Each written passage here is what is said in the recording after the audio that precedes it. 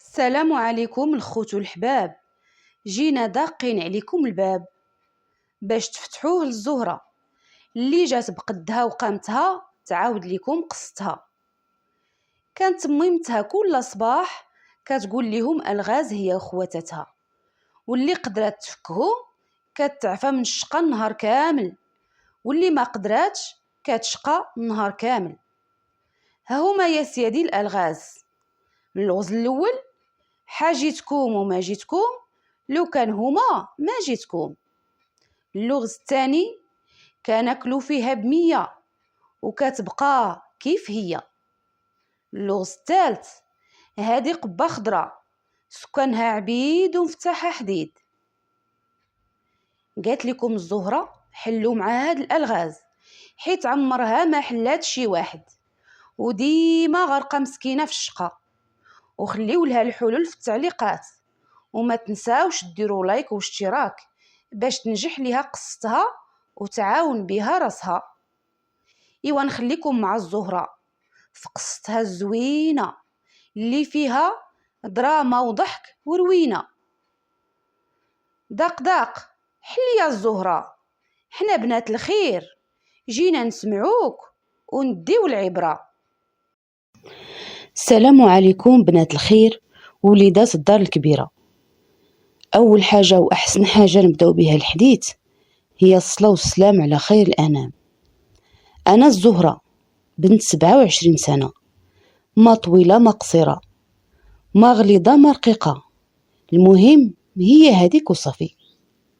إيوا كل واحد عطاه الله حقه من الزين، وخلقت الله ما كتعابش، المهم هو الأخلاق والمعقول، ونراعيو سيد ربي في الكبيرة والصغيرة.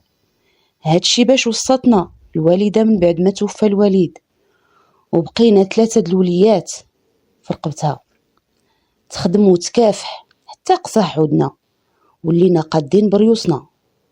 الوالدة دار جهدها باش نقراو، واخا كانت أمية كانت كتآمن بأن العلم هو اللي كيخرج النور في الظلام، وهو اللي كيخرج من الزلط وقلة الشي. ولكن أنا كنت والو، عندي فايونصة ماشي دماغ، وكنت حادقة في الشقة ديال الدار وجهت مرة وخلاص. إيوا منين كبرت وشفت الوالدة عيات مع الدار والغلا وهاد الحياة الصعيبة، قررت حتى أنا نخرج نخدم ونعاونها. إيوا منين ما عندي لا ديبلوم لا شواهد، عندي غير دراعي وشطارتي في الشقا والطياب، والحمد لله كل واحد باش ميزو ربي، حتى واحد ما خلاه ربي بلاش غير اللي ما بغاش. إيوا تشاورت مع الوالدة، ومع طلوع النهار مشيت عند السمسار قلت ليه: عمي حمد راني بغيت نخدم، الوالدة عيات بوحدها، الحياة غلات، والخدمة الحلال عمرها ما كانت عيب.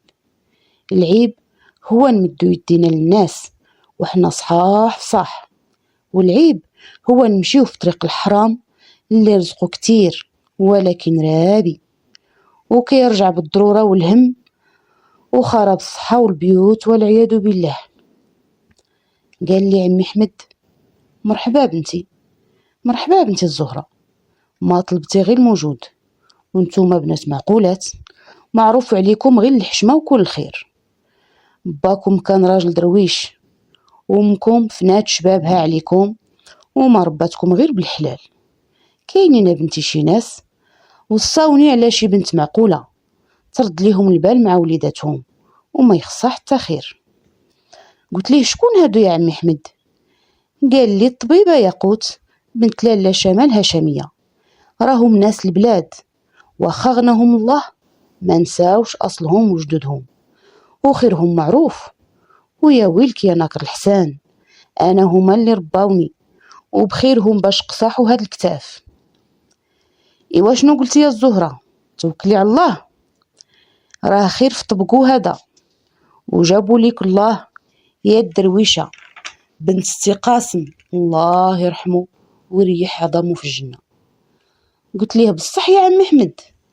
لا لا ياقوت، لا لا ياقوت الطبيبه مولات ديك المرسيدس الطويله اللي كانت كتفرق علينا اللعاب في عاشوره. يا حليل يا عم احمد، الا درتي فيا داك الخير ودخلتيني لديك الدار، كيقولوا عندها دار كبيره حيوطها كاملين جاج وزليجها كيلمع، تقول مبنيه فوق البحر وفي الدار البيضاء. يا حليل يا عم احمد، هاد العز كله غادي يكتاب لي ونولي نصول ونجول فيه. قال لي عمي احمد، شوفي يا بنتي الزهره، واخا تسمعي هاد العز كله، راه الخدمه في الديور مسؤوليه كبيره وامانه ثقيله، راه كتر من اللي خدام في المقاطعه ولا البلديه، راه الديور اسرار وحمل ثقيل، والمقابله د الوليدات ماشي سهله. واش تقدري على هاد الهم ولا لا؟ قلت ليه شوف يا عمي احمد، انا راني كبرت في قلة الشي وتعلمت الصبر اللي يدبر. لو كان تحطو على داك جبل العياشي يتهد وحجارو طير على الغادي والماشي. انا نهز لالا ياقوت بدارها وولادها وحتى جناناتها وحجارها. قال لي عمي احمد، صافي يا بنتي صافي، راه ضرباتني الريح اللي خرجت من صدرك سخونه كتكوي، تيتمتو وشحال عانيتو وشقيتو. صافي وجدي راسك، راه لالا ياقوت غادي تجي غدا ان شاء الله، حسبي راسك راكي في دارها من اليوم. ايوا شنو نقول لكم يا بنات الخير ووليدات الدار الكبيره، ما عرفت راسي واش راني في الحلم ولا في العلم، اش من تريات واش من جيجان، واش من خضوره واش من كيسان، كل شي باللار في باللار. بقوه الفرحه فاش راني الحدا قال لي فيا تدوبلات، والحنانه اللي في قلبي كبرات، ولاو الوليدات وليداتي ياكلوا ويشربوا معايا وينعسوا ويفيقوا معايا، ولفتهم تقول ولدتهم ورضعتهم.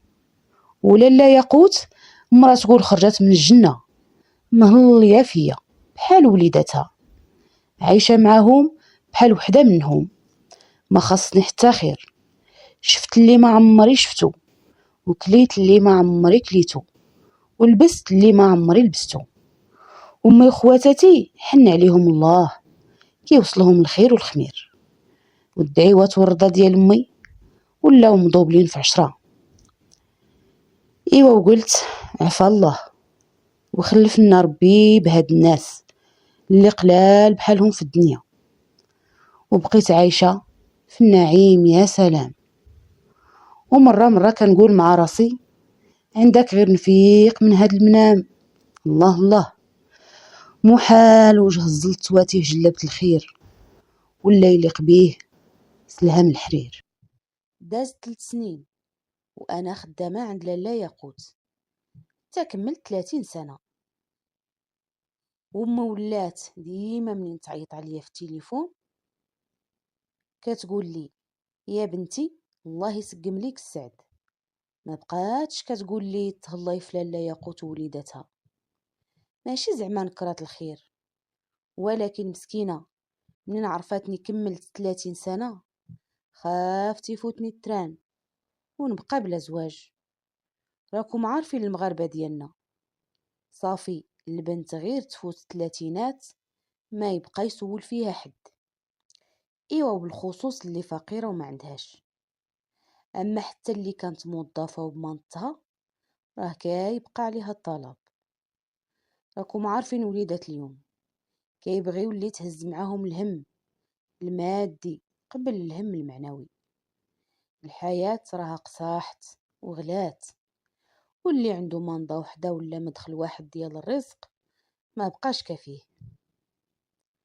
ايوا حتى لواحد النهار وهي امي تعيط لي مع الصباح، واخا كان عيان وصيها ما تعيطي لي حتى العشيه، حيت كتبغي تجمع معايا هي وخواتاتي، وانا كنكون مشغوله مع الشقه ديال الصباح.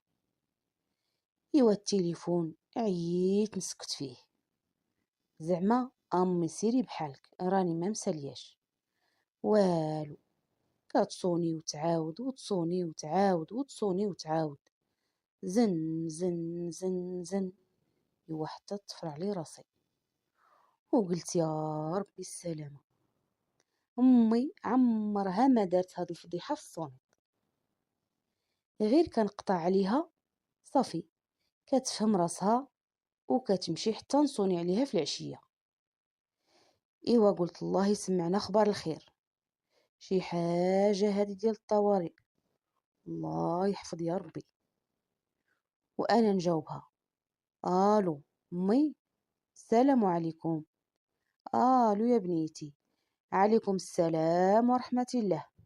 إوا سمحيلي صدعتك بالصونيط، واخا كنعرف كتكوني مشغولة الصباح، ولكن هذا خبر غادي يفرحك وما قديتش نتسنى حتى العشية. إوا خبار الخير يا أمي، ياك والو باس، ما كاين غير الخير والفرحة إن شاء الله. راه عمتك اللي في البلاد دبرات ليك في واحد العريس دايز الكلام، كتعرف عليه كل شي، حيت ولد جيرانهم أمو هي وياها صحابات من زمان. خيار أمي، شنو خدام؟ راني حالفة ما ندي الراجل اللي نخدم عليه أبدا، نخدمو أنا وياه ونتعاونو على الزمان، ما فيها بس. ولكن نبقى أنا خدامة ويبقى هو داخل عليا خارج وكتافو كتر من كتافي بلا فايدة، هادي اللي ما عمري نديرها، واخا نبقى بلا زواج حتى يتزوجني القبر. اويلي يا الهبيلة يا الزهرة بنيتي، علاش انا حمقى نخرجك من عند لالا ياقوت اللي راكي عايشة عندها في الخير والخمير ونزوجك براجل ما خدامش؟ لا لا ابدا. ايوا غير ما بغيتش امي نكون بحال ديك بنت عمي اللي زرفاتها عمتي بديك التزويجة مسكينة. لا لا بنتي ما تخافيش، واخا عمتك قالت لي خدام وراجل معقول، غادي نمشي لراسي البلاد ونسول عليه. ايوا هكذا وهكذا وهكذا حتى دازت سيمانة وهي تصوني عليا امي، ما بقاش داك الصوني د العشية، ولات ديما مصدعاني مع الصباح. ايوا راكم عارفين الكبدة الزغبية خلاتها مولاتها، الكبدة بحال الكلبة كل نهار تنبح وتخلع في مولاها، حيت الام مسكينة ديما مخلوعة على وليداتها وهازة ليهم الهم.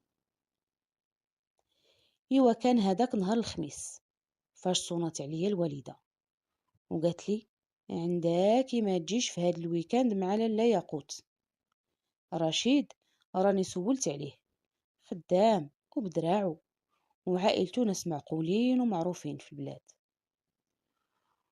وراني درت معاهم هاد الحد ان شاء الله يجيو باش تشوفي مع رشيد، وإلا تعجبتو الله يكمل بالخير. حتى لالا ياقوت راني قلتها ليها اليوم، صونيت عليها قبل منك، حيت حتى هي ما صرفات فيك غير الخير وكنعتبرها اختك الكبيرة، وفرحات بزاف وقالت لي ما تهزو الهم حتى لشي حاجة، الزهرة راها اختي وتهلات لي في وليدتي، واخا ولفناها وما سخيناش بها، ولكن سعدها ومستقبلها هو الاول، حتى هي خاصها دير مستقبلها وحياتها. ايوا وها هي دخلات لالا ياقوت من خدمتها، لقاتني كنبكي وكنبوس في الدراري ونعاود نبوس، وبدات كضحك عليا. مالك يا الهبيله، واش خفتي من الزواج؟ راه اللي هرب للزواج هرب للطاعه، واخا عارفاك ولفتينا وحتى حنا ما سخيناش بيك، ولكن يا الزهره راه خاصك ديري وليداتك ومستقبلك. ايوا حنيت راسي وانا نقول ليها ايه لالا ياقوت، ولكن فراقكم صعيب عليا، لو كان غير ما كانش هاد الزواج في هاد الدنيا. يا الزهرة الله يهديك، راه الزواج زوين والوليدات زينة الحياة الدنيا، وزيدون راه حنا نبداو نجيو حتى نصدعوك، راه البلاد قريبة وديما نبقاو نتشوفو ان شاء الله. عمرنا ما غادي نساوك. العشرة ديال 3 سنين ما سهلاش. ايوا نوضي دابا جمعي راسك، غادي توجدي راسك باش نخرجو نتقدى ليك شي حويجات وندوزك الحمام الصونا باش نقادوك يا لاله العروسه. ايوا دازت 10 ايام وحنا نقادو ونوجدو حتى جا نهار الموعود، فاش غادي نشوف مولاي السلطان زماني وبت ولادي.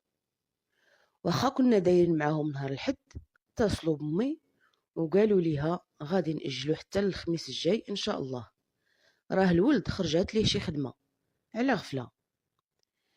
ايوا قلنا شي باس ما كاين، حتى حنا مادا بينا يلاه نوجدو راسنا على اتساع. وقالتها مولاتها كل تأخيرة فيها خيرة. ايوا جا الخميس هو النهار ديال الفرحة، بداو الزغارت مع الصباح، امي وخواتاتي وخوالاتي كل وحده تزغرت في جهه. قالت ليهم امي عليو الزغاريت وجهدوا الموسيقى، بغيت الجارات اللي كيقولوا حاده ما ولدات غير البيرات يسمعوا فرحتنا ويموتوا بالسم. ايوا أذن الظهر وهما يصونيو على امي، قالوا ليها بقات لينا نص ساعه وحنا عندكم. مشيت انا وخواتاتي، بقيت نوجد في راسي، لبست القفطان اللي شرات لي لاله ياقوت وتزينت وقديت، وقلت مع راسي زعما انا واخا ما زويناش بزاف ولكن مالحه ومسراره، واللي شافني كان تخليه الخطر. ولكن عندك غير ما نعجبش رشيد. ايوا راه امي ورات ليهم التصاور اللي صيفط ليها في الواتساب، والله العظيم الا بلا فلتر بلا والو، صيفط ليهم الحقيقه باش الا بغاوني كما انا مرحبا، ما بغاوش الله يسهل عليهم في محسن.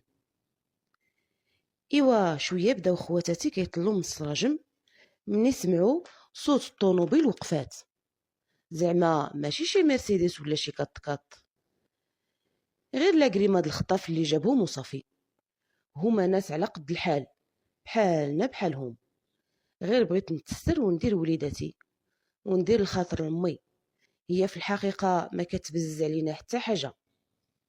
حتى نهار خرجت من القرايه واخا ما بغاتش خلاتني على خاطري، حيت صافي قنعات. انا خديت الاجازه غير في الابتدائي، سقطت في التحضيري وسقطت في الثاني وسقطت في الثالث والرابع والخامس وحتى السادس. ايوا وليت طول من الاستاذه، وليت نحشم نلعب مع البنات في الساحه، وليت كنبان بحال امهم الغوله. ايوا سمحوا لي جريتكم معايا شويه للمدرسه، يلا نرجعوا لنهار الخطبه. ايوا منين طليت مع البنات في السرجم بديت كنقول لهم فينا هو العريس، وبداو كيقولوا لي علاش يا كيصيفطنا ليك تصويرتو في الواتساب. ايه شفتو في الواتساب، ولكن ما كاينش مع هاد الناس اللي خرجوا من الطوموبيل. قالوا لي خواتاتي وييه اختي حتى احنا ما شفنا والو، ما عرفت مالو ما جاش. ايوا بقينا ندويو دي دي دي دي دي دي دي دي دي دي دي دي حتى عيطات عليا امي ونزلت لعندها. قالت لي دوزي دخلي الصينيه للناس باش تشوفي العريس ويشوفك. قلت ليها ولكن امي راه رشيد اللي قلتي لي وصيفطتي لي في الواتساب ما كاينش معاهم. قالت لي امي راني صيفطت لك الصوره بالغلط، ولكن راه مو اللي غلطات وصيفطت لي الصوره د حماده دخو حماده. قلت ليها كيفاش؟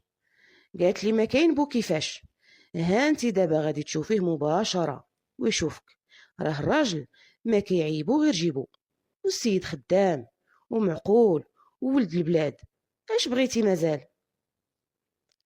ايوا صافي قالتها مولاتها ما عند الميت ما يقول قدام غسالو. شديت الصينيه وحنيت الراس ودخلت، فرقت عليهم الحلوى واتاي والراس محني، ما شفت لا رشيد لا رشيده. وهي تقول لي مو ايوا جلسي يا بنيتي شويه حدانا، الله يرضي عليك، راه رشيد ولدي بغا يتعرف عليك واخا تشوفتو في التصاور ولكن لا بد من التعارف المباشر،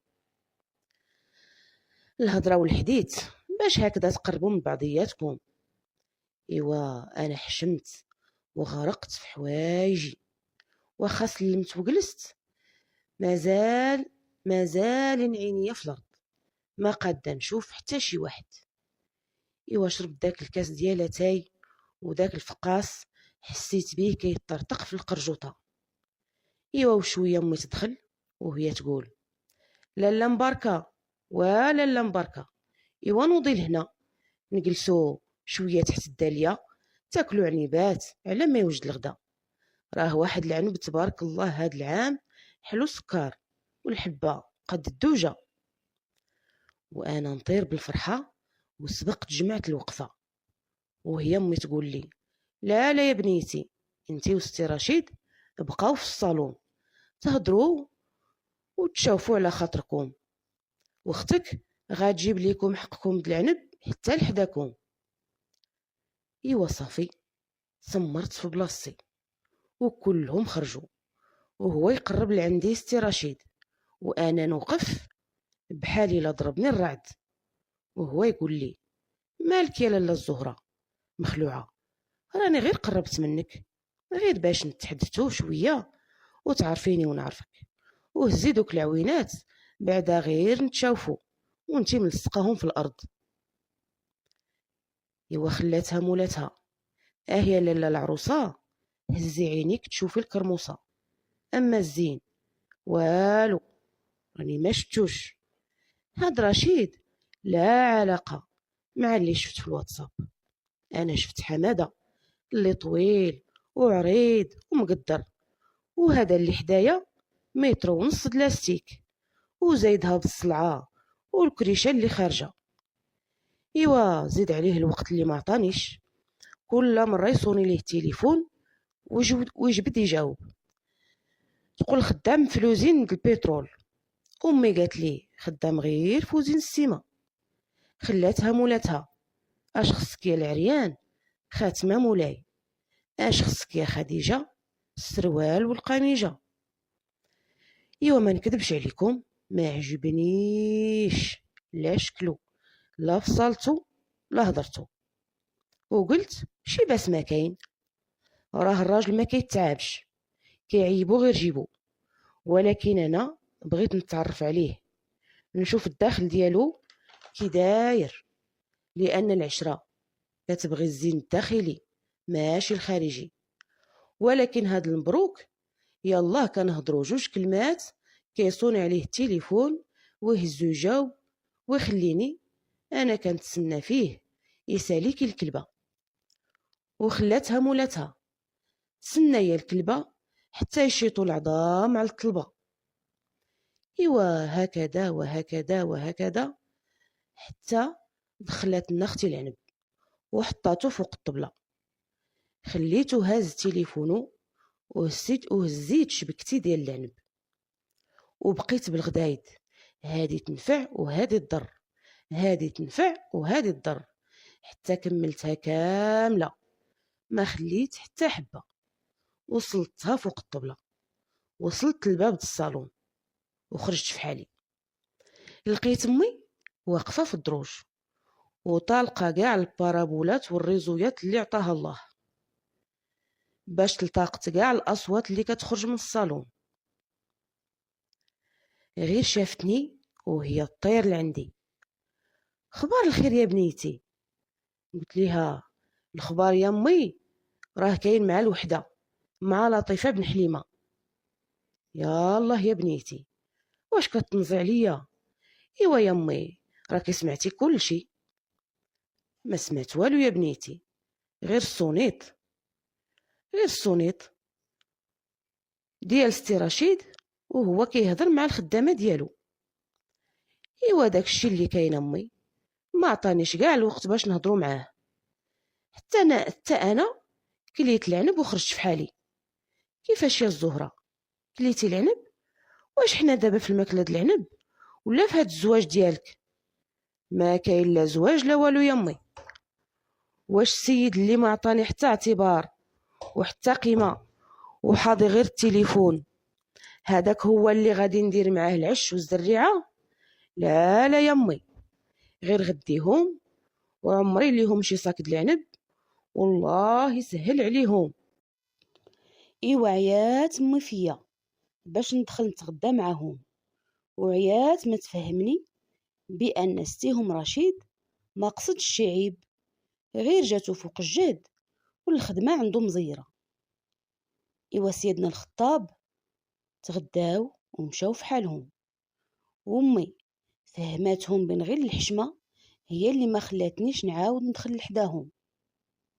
ايوا ما نكذبش عليكم، مشيت تكيت في بيت النعاس ديال امي بجوعي وبلا غدا، وانا قتلاني الفقصه على داك القرع وجه الحرقوس اللي ما عطاني قيمه، ما داها فيا، خلاتها مولاتها، رضينا بالهم والهم ما رضى بينا.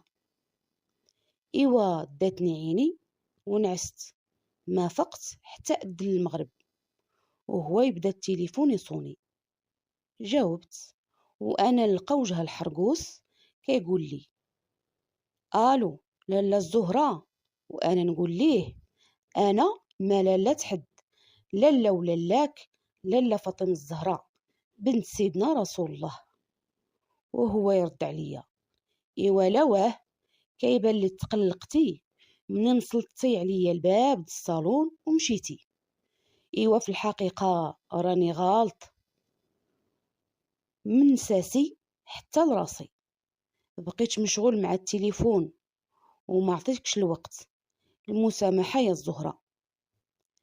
ايوا منين اعتذر كبر في عيني وقلت شي بس ما كاين، نعطيه فرصة أخرى. ايوا هكذا وهكذا وهكذا حتى جا نهار الخطبة الرسمية، فاش جابوا الدفوع الصغير فيه واحد الكرتونات السكر وشي كرتونات د الحليب وواحد الباليزة صغيرة فيها شي حويجات، دهاز بسيط على قدنا وخلاص. ايوا دازت الامور مزيانه وتفاهمنا على نهار العرس، ومن بعد سيمانه وهو يصوني عليا ولقيت ستي رشيد كيعرض عليا نتغداو في شي مطعم. قال لي بغيت نزيد نتعرف عليك ونوالفو بعضياتنا، ولكن انا ما بغيتش. قلت ليه ما نخرج معاك حتى البلاصه حتى نديرو العقد الزواج.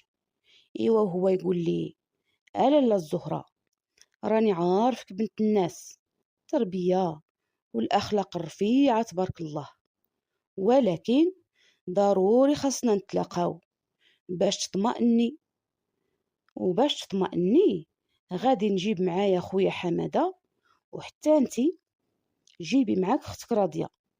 ايوا قبلت العراضه وقلت نضربوا عصفورين بحجر واحد، ومن هنيت تعرف اختي على خو حماده حتى هي راها سقطات في الباك، وقالت الا جاب ليها ربي شي سعد توكل على الله.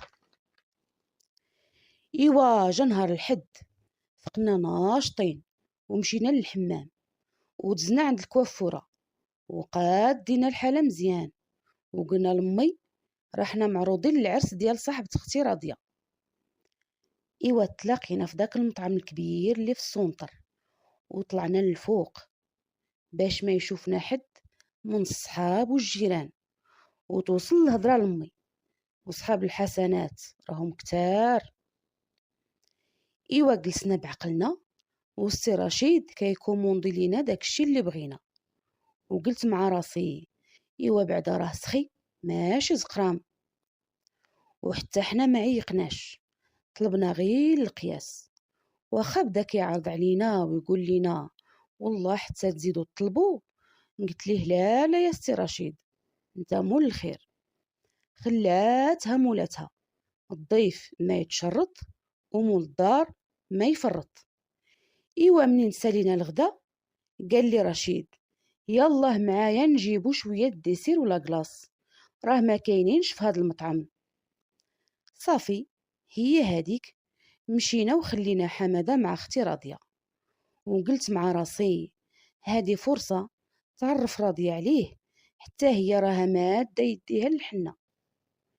إوا حنا في الحقيقة مشينا شرينا لاكلاص ومشينا جلسنا في واحد الجريدة وقلت ليه ها حنا خلينا راضية وحمادة بوحدهم. قال لي خليهم يتعرفوا على بعضياتهم وحنا ناخدو راحتنا ونهضروا شوية. داك النهار ما عطيتكش الفرصة وبقيت ملاهي مع هاد المشقوف ومع صحاب الخدمة. دابا راني طفيتو باش ناخدو راحتنا. قلت ليه صافي مرحبا، غير بصح واحد نص ساعة ونرجعو حيت اختي راضية عندها شي عراضة. كدبت عليه الله يسمح لي، حيت قالت لينا امي عنداكم تفوتوا 6 د العشية. امي مرا دغرية وما كتبغيش البنات تلقاهم المغرب برا ديال الدار. منين مات الوالد الله يرحمه وبقينا 3 د البنات في رقبتها، خافت مسكينة وقصاح قلبها وقالت انا دابا هي باهم وهي امهم وكلهم وليات والحياة صعيبة وما بقات ثقة، ورباتنا تربية قاصحة بحال ديال البكري، لا خروج لا دخول لا دوران بلا فايدة، ما نخرجو غير للمدرسة ولا للحمام، وحتى السفر كان قليل. يلا إلا مشينا عند جداتي وخوالي ونمشيو معاها ونرجعو معاها. إوا في الحقيقة دوزنا عشية زوينة ورجعنا للدار فرحانين. واخا اختي منين سولتها على حمادة امضرة واش عجبها قالت لي الله الله الله يهديك يا اختي، واش شفتي ديك الطولة وديك القلدة وقلتي هنا نبات؟ لقات راضية سعدها. الله الله يا اختي خلاتها مولاتها. اش خصك يا حمادة غير كوكيز والمناضة، اش خصك يا راضية غير الكنز اللي في الخابية. داك ستي حمادة هو الكنز اللي في الخابية اللي داوه الشفارة وخلاو غير السمن الحايل اللي في القاع. اشنو نقول لك يا اختي الزهرة، داك حمادة راه طلع توتاو كيقول الكلمة ويعاودها 4 د المرات، وما بين الكلمة والكلمة مسافة بحال مشيتي للحج ولا للعمرة، والجملة ما كتكمل حتى كيعراق ونشف مسكين. الله اختي الله يحسن العوان، هو عاطي العين ولكن الله يشافيه ويجيب ليه شي توتاوى اللي تواتيه. خلاتها مولاتها المزوق من برا اش خبارك من داخل. إوا جاو خوالي في الصيف حيت بدينا كنوجدو العرس وصبغنا الدار وعرضنا على الحباب والجيران وكل شي وجدناه، وبقات سيمانة للعرس وهو يصوني عليا ستي رشيد وقال لي شنو خاصك في الدفوع الكبير؟ وقلت ليه حنا ما كنتشرطوش اللي قديتو عليه وصافي، هذا راه زواج ماشي بيع ولا شرا. وقال لي ايوا صافي فيها خير، راكي بنت الخير وبنات الخير والاصل ما كيتشرطوش، ولكن حتى ولاد الاصل راهم كيوفيو الهديه. وقال لي راني عوال نجي غدا نتغدى معاكم، منها نشوف خوالك ومنها نشوف شنو خاص الوالده، الصواب راه خلاه الله. قلت ليه مرحبا بك الدار دارك. ايوا جاو تغدينا وعجبوه خوالي، وحتى خوالي قالوا لي الحمد لله جاب لك الله راجل معقول وغادي نتهناو عليك. ايوا ديت رشيد للصالون يتسكى شويه، قال لي عنده شي سفر ديال الخدمه وبغا يرتاح قبل ما يشد الطريق. ومنين دخلنا للصالون بدا كيشوف على اليمين وعلى اليسار وهو يقول لي وفين ديك الباليزه اللي جبنا ليك في الخطبه؟ قلت ليه كاينه. قال لي ايوا سيري جيبيها باش نشوف شنو مازال خاصك باش نتقدى كل شي منين نسافر. قلت ليه مرحبا. جبت الباليزه وحلها وفلاها مزيان وقال لي لا لا هاد الشي قليل، مازال خاصني نتقدى ليك شحال من حاجة. قلت ليه بلا ما تكلف راسك رشيد، راه المهم هو نديرو دارنا ونجهزوها، اما هادشي راه دايز. وهو يقول لي لا لا، غادي نجيب ليك احسن دهاز ان شاء الله. ايوا صافي، دابا غير سيري وخليني نرتاح. ايوا هي هديك مشيت تكينا شويه حتى فات العصر، وانا نمشي نوجد الكاسكروت. قلت بعدا يعتق راسو قبل ما يشد الطريق ويشرب شي كاس ديال اتاي. راه السيد كيتهلا فيا من دابا، قال لي غادي يجيب لي دهاز دايزو الكلام، وحتى انا غادي ندير كتر من جهدي باش نسعدو ان شاء الله. ايوا وجدت كلشي فوق الطبلة اللي تحت الدالية، وعيطت على خوالي ومشيت نعيط عليه. ايوا دخلت للصالون وبديت نعيط: رشيد، رشيد، ورشيد، رشيد. والو، السيد ما كيجاوبنيش. ايوا حشمت نهز عليه ليزار باش كاين مغطي، وخرجت عيطت على خالي الصغير، قلت ليه عافاك دخل فيق رشيد، راه كنعيط عليه والو. دخل خالي وبدا يعيط حتى هو، والو، السيد ما كيجاوبش. ايوا هو يمشي وهز عليه ليزار، وهو يلقى غير جوج خدادي، ما كاين لا رشيد لا رشيدة. وهو يعيط عليا بالغوات. انا تخلعت وجيت كان جري: ياك لاباس يا خالي، مالو رشيد؟ قال لي رشيد مشى في حالو وخلى غير الخدادي. اشنو كتقول يا خالي؟ واش كتفلا؟ قال لي سيري شوفي راسك. دخلت للصالون ما لقيتوش، وما لقيتش حتى الباليزه اللي حطيت حداه، وتخلعت وبديت كنصوني عليه، لقيتو مبلوكيني. ايوا صافي، طارت مني وبديت كنقول لا لا، غير شي مقلب هذا، رشيد عزيز عليه التقشاب والطنز.